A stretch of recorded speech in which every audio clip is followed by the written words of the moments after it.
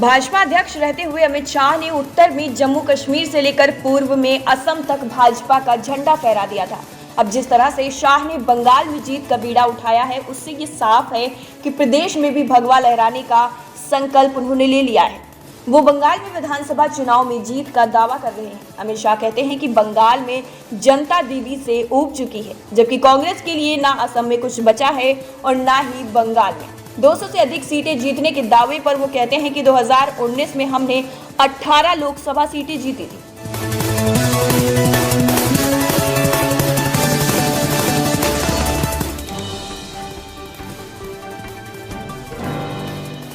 बंगाल की सत्ता पर काबिज तृणमूल कांग्रेस को टक्कर देने के लिए भाजपा ने अपने प्रत्याशियों की आखिरी सूची भी अब जारी कर दी है। भाजपा अंतिम सूची में भी अभिनेता मिथुन चक्रवर्ती का नाम नहीं शामिल किया गया है, इसलिए अब यह साफ हो गया है कि मिथुन इस बार चुनाव नहीं लड़ेंगे। वो स्टार प्रचारक के रूप में ही चुनाव प्रचार करेंगे। 7 मार्च को जब प्रधानमंत्री नरेंद्र मोदी की ब्रिगेड रैली में मिथुन चक्रवर्ती ने भाजपा की सदस्यता ली थी, तो भाजपा सूत्रों ने कहा था कि मिथुन चक्रवर्ती को कोलकाता की किसी सीट से उतारा जाएगा, लेकिन इस सीट से भाजपा ने रिटायर्ड लेफ्टिनेंट सुब्रत साहा को टिकट देकर मैदान में उतारा है। अब चूंकि भाजपा ने आखिरी लिस्ट जारी कर दी है, तो यह साफ हो चुका है कि मिथुन को भाजपा ने पार्टी में तो शामिल कर लिया है, लेकिन उन्हें टिकट देकर चुनाव दंगल में फिलहाल नहीं उतारा है। मिथुन चक्रवर्ती ने 3 दिन पहले ही कोलकाता के मतदाता बने।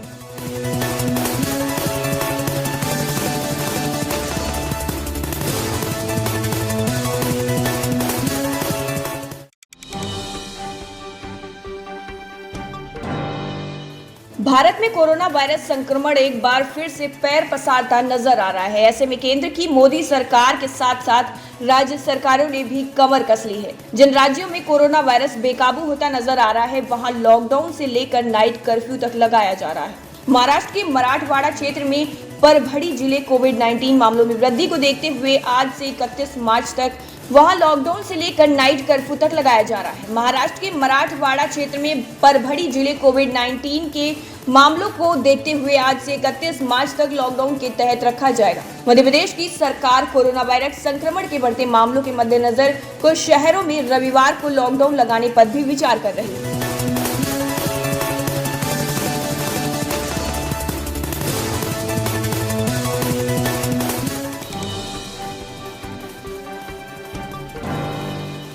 आगरा लखनऊ एक्सप्रेसवे पर सफर करना अब थोड़ा महंगा साबित हो सकता है। दरअसल कार, जीप, वैन और हल्के मोटर वाहन से चलने वालों को इस एक्सप्रेसवे पर टोल टैक्स के रूप में 5 रुपए ज्यादा देने होंगे। अब ऐसे वाहनों के लिए टोल टैक्स 595 रुपए के बजाय 600 रुपए होगा।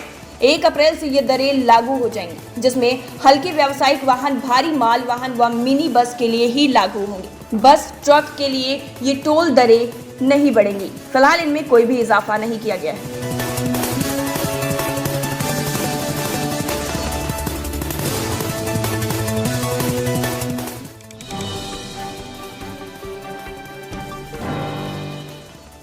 कुछ किसान संगठनों का कृषि सुधार कानून विरोधी आंदोलन कोमा में जाने लगा है। इसके कई कारण हैं, लेकिन सबसे प्रमुख आंदोलन के नेताओं में उभरा मतभेद और मनभेद है। अब कोरोना संक्रमण को लेकर भी उनके अलग अलग बयान आ रहे हैं। इनमें से हरियाणा के कुछ जिलों में प्रभाव रखने वाली भारतीय किसान यूनियन चड़ूनी के अध्यक्ष गुरनाम सिंह ने हास्यास्पद बात कहते हुए सरकार को आड़े हाथों लिया है।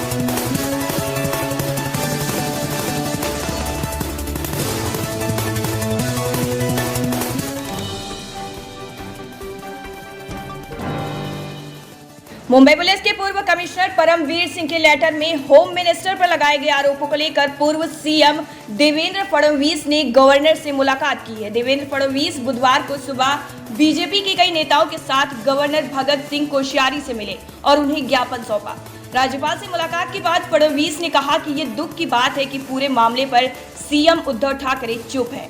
शरद पवार ने 2 दिन तक बचाव भी किया, जबकि कांग्रेस अस्तित्व में नहीं दिख रही है। उन्होंने एक बार फिर से महाविकास अघाड़ी सरकार को महावसूली सरकार करार दिया।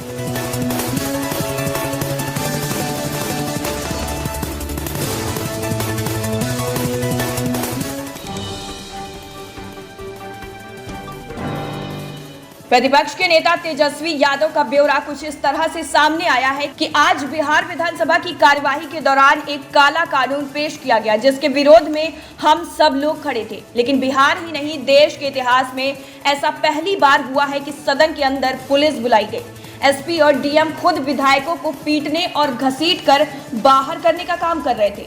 सदन के सभी प्रोटोकॉल्स की उस वक्त धज्जियां उड़ गई जब एक महिला विधायक अनीता देवी को उनके बाल पकड़कर खींचते हुए सदन से बाहर ले जाया गया। यहां तक कि उनके महिला होने तक की गरिमा का भी ख्याल नहीं रखा गया। आज का दिन काला दिन के रूप में देश की जनता हमेशा याद रखेगी।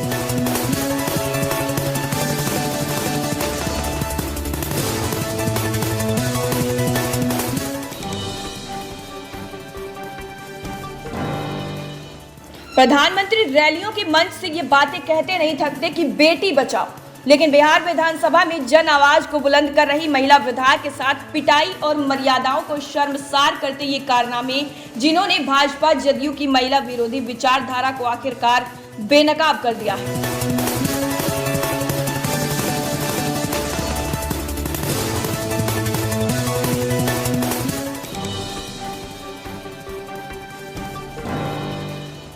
सुप्रीम कोर्ट के सीनियर जस्टिस एनवी रमन्ना देश के अगले मुख्य न्यायाधीश हो सकते हैं। मौजूदा मुख्य न्यायाधीश एस ए बोबडे ने अपने उत्तराधिकारी के तौर पर जस्टिस रमन्ना के नाम की सिफारिश की है। सीजेआई बोबडे 23 अप्रैल को रिटायर हो रही। जस्टिस नाथुलापति वेंकट रमन्ना को 2 फरवरी 2017 को सुप्रीम कोर्ट का जज नियुक्त किया गया था। फिलहाल उनके कार्यकाल के अभी 2 साल बचे हुए हैं, क्योंकि 26 अगस्त 2022 में वो रिटायर होने वाले हैं। उन्होंने 10 फरवरी 1983 में वकालत शुरू की थी, जिस दौरान चंद्रबाबू नायडू आंध्र प्रदेश के मुख्यमंत्री थे। उस दौरान जस्टिस रमन्ना आंध्र प्रदेश सरकार के एडिशनल एडवोकेट जनरल हुआ करते थे।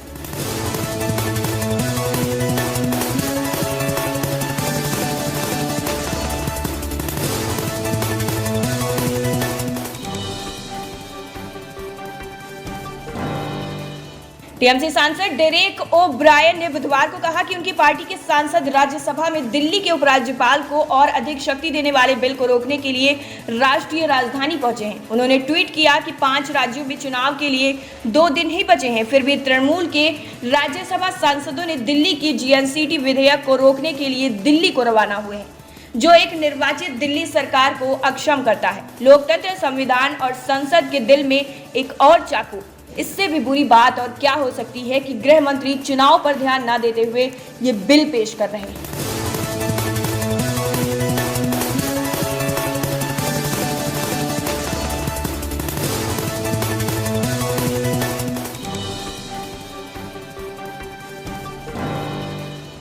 हरियाणा के पानीपत में मंगलवार को एक घर से 3 नर कंकाल मिलने से उस वक्त हड़कंप मच गया, जब पानीपत के शिवनगर में 2 साल पहले खरीदे गए एक मकान के फर्श को ऊंचा उठाने के लिए खुदाई की जा रही थी और उसी दौरान हथौड़ा मारने पर फर्श के नीचे गड्ढा मिला, जिससे वहां से 3 नर कंकाल बरामद हुए। सूचना मिलते ही पुलिस मौके पर पहुंच गई और जांच शुरू कर दी है। दरअसल आदेश कुमार ने करीब 2-2.5 साल पहले ये घर खरीदा था। उनका घर सड़क से काफी नीचा हो गया था, जिसको ऊंचा करवाने के लिए उन्होंने नवनिर्माण शुरू कराया। वैसे तो घर ऊंचा उठाने के लिए मलबा भी डाला जा सकता था, लेकिन घर के कोड़े से कीड़े निकलने की वजह से उन्होंने ये सोचा कि पहले कीड़े निकलने की वजह का पता लगाया जाए, जिसकी वजह से उन्होंने खुदाई करवाई। और उनका कहना है कि ऐसा इसलिए कराया गया ताकि भविष्य में वो कीड़ों से परेशान ना हो। उन्हें क्या पता था कि यहाँ पर कंकाल होंगे, अगर पता होता तो मकान लेते ही क्यों।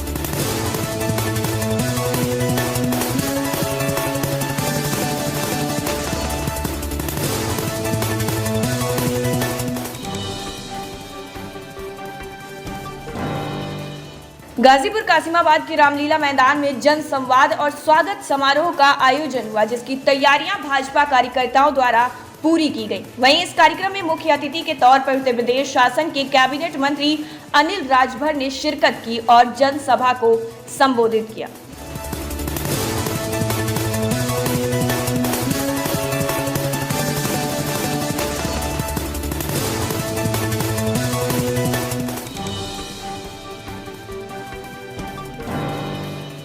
हिसार के ढोगरान मोहल्ला में फायरिंग के मामले में पुलिस ने 5 आरोपितों को गिरफ्तार कर लिया है। इनमें से पुलिस ने वारदात में इस्तेमाल गाड़ी और डंडे को भी बरामद किया है। आपको बता दें कि मामले में डोगरान मोहल्ला निवासी बलजीत उर्फ बंटी ने एसटीएम थाना पुलिस को शिकायत दी थी, जिसमें पुलिस को शिकायत में ये बताया गया था कि वो सोफे रिपेयरिंग का काम करता है।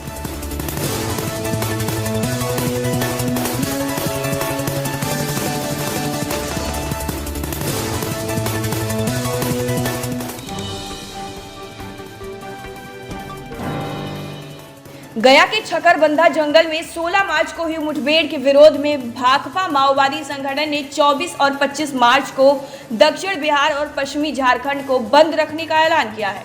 बंदी के पहले दिन बुधवार को गया जिले के इमामगंज डुमरिया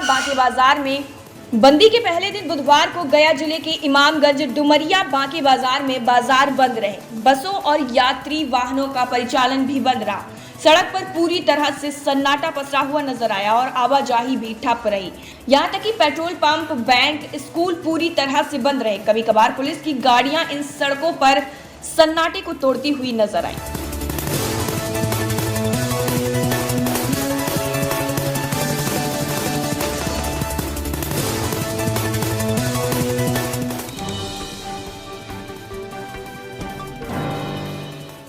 चिरकुंडा में कुमार धुवी कोलियनी निवासी ईसीएल कर्मी राहुल कुमार की बराकर नदी में हुई मौत के मामले को लेकर उसकी पत्नी प्रिया कुमारी ने हत्या की प्राथमिकी चिरकुंडा थाना में दर्ज कराई है। उसने आरोप लगाया है कि पति को साजिश के तहत खिलाया पिलाया गया और उन्हीं की गाड़ी में बंद करके बराकर नदी में धकेल दिया गया। इससे उनकी मृत्यु हो गई। कार समेत राहुल कुमार का शव 22 मार्च को बराकर नदी में मिला था। पुलिस दुर्घटना मानकर जांच शुरू कर रही है। फिलहाल मृतक की हत्या का आरोप है कि उसके पति की हत्या के पीछे साजिश है।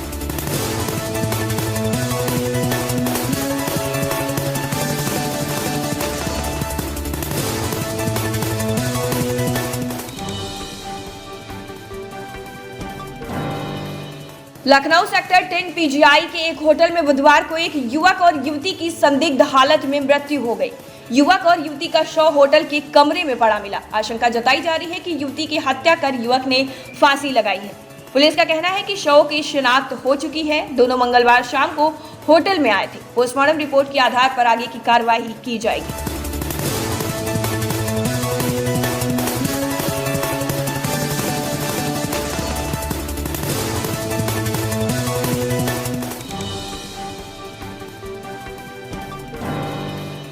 गोड्डा के तरबगंज थाना क्षेत्र के बेलसर गांव में मां बेटी का पेड़ से लटकता हुआ शव मिला है।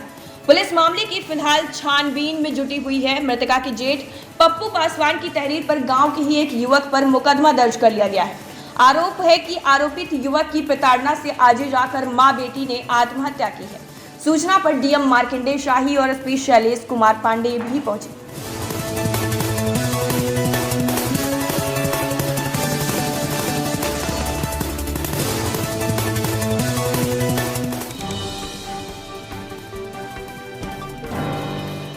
चंडीगढ़ शहर में नाबालिग लड़कियों के लापता होने की घटनाओं पर लगाम लगती हुई नजर नहीं आ रही। हालांकि ज्यादातर मामलों में लड़कियां खुद ही वापस आ जाती हैं या फिर उन्हें खोज कर वापस लाया जाता है।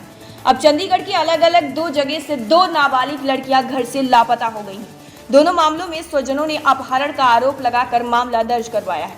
संबंधित थाना पुलिस ने लड़कियों की तलाश करने के साथ मामले की जाँच भी शुरू कर दी है। अपहरण की धाराओं में एक आरोपित व्यक्ति को गिरफ्तार भी कर लिया गया है और एक लड़की को बरामद कर लिया गया है।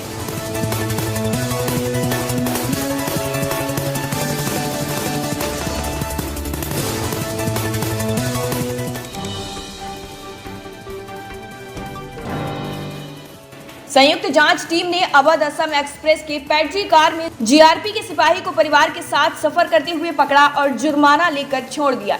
टीम की इस कार्रवाई से पूरे स्टाफ में खलबली मच गई। शताब्दी एक्सप्रेस में आग लगने के बाद रेलवे के अधिकारी और कर्मचारी ट्रेनों व पेंट्री कार में निरीक्षण करना शुरू कर दिया है। लालगढ़ से डिब्रूगढ़ जाने वाली अवध असम एक्सप्रेस मुरादाबाद स्टेशन पहुंची। वहीं पर प्रवर मंडल यांत्रिक अभियंता समर्थ सिंह और सहायक वाणिज्य प्रबंधक नरेश सिंह पेंट्री कार का निरीक्षण करने पहुंचे थे।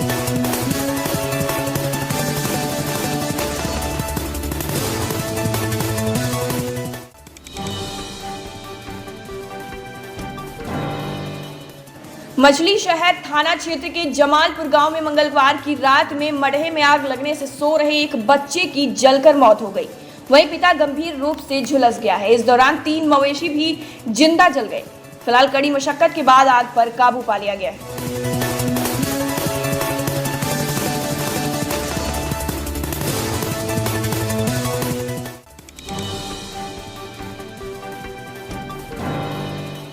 बॉलीवुड एक्ट्रेस कंगना रनौत के लिए कल यानी 23 मार्च का दिन बहुत ही खास रहा। 23 मार्च को कंगना ने अपना 34वां जन्मदिन सेलिब्रेट किया और कल यानी एक्ट्रेस के जन्मदिन के मौके पर उनकी अपकमिंग फिल्म थलाईवी का ट्रेलर भी रिलीज किया गया, जिसकी काफी चर्चा भी हो रही है। ट्रेलर लॉन्च के बाद रात को कंगना अपने दोस्तों के साथ बर्थडे सेलिब्रेट किया, जिसकी कुछ फोटोज उन्होंने इंस्टाग्राम स्टोरी पर भी शेयर की। एक्ट्रेस की पार्टी में famous film director Ekta Kapoor और फिल्म अभिनेता अनुपम खेर भी शामिल हुए थे, जिसकी एक झलक भी एक्ट्रेस की वीडियो में नजर आ रही है। एक वीडियो में कंगना एकता कपूर से बात करती हुई भी नजर आ रही है।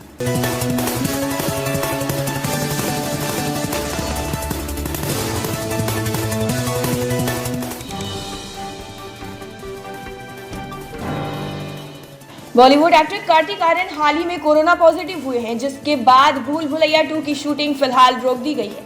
अब भूल भुलैया 2 की लीड एक्ट्रेस कियारा आडवाणी की कोरोना रिपोर्ट भी आ गई है, जिसमें रिपोर्ट निगेटिव आई है और इस बात की जानकारी खुद एक्ट्रेस ने दी है।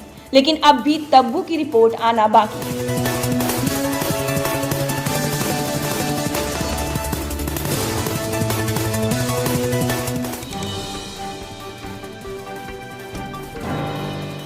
कोरोना वायरस के खिलाफ सरकार हर दिन नए प्रयास करती रहती है। इस महामारी से लड़ने के लिए टीकाकरण भी किया जा रहा है। 1 अप्रैल से 45 साल या इससे अधिक उम्र के सभी लोगों को टीका लगाया जाएगा। केंद्र सरकार ने 20 सूचीबद्ध बीमारियों की बाध्यता को खत्म करने का निर्णय भी लिया है।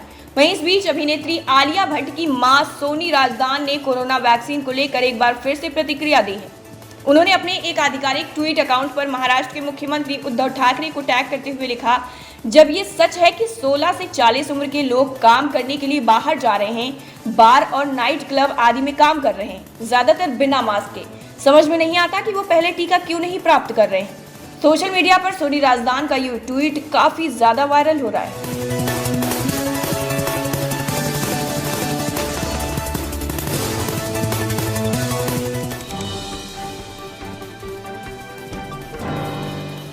बॉलीवुड के मशहूर कलाकार आमिर खान को कोरोना हो गया है। पिछले कुछ दिनों में रणबीर कपूर, कार्तिक आर्यन और मनोज बाजपेयी जैसे कई बड़े एक्टरों को कोरोना हुआ है। आमिर खान के प्रवक्ता ने जारी बयान में कहा कि उन्होंने टेस्ट की रिपोर्ट पॉजिटिव आने के बाद खुद को घर में ही क्वारंटीन कर लिया है। साथ ही वो इस समय सभी नियमों का पालन भी कर रहे हैं।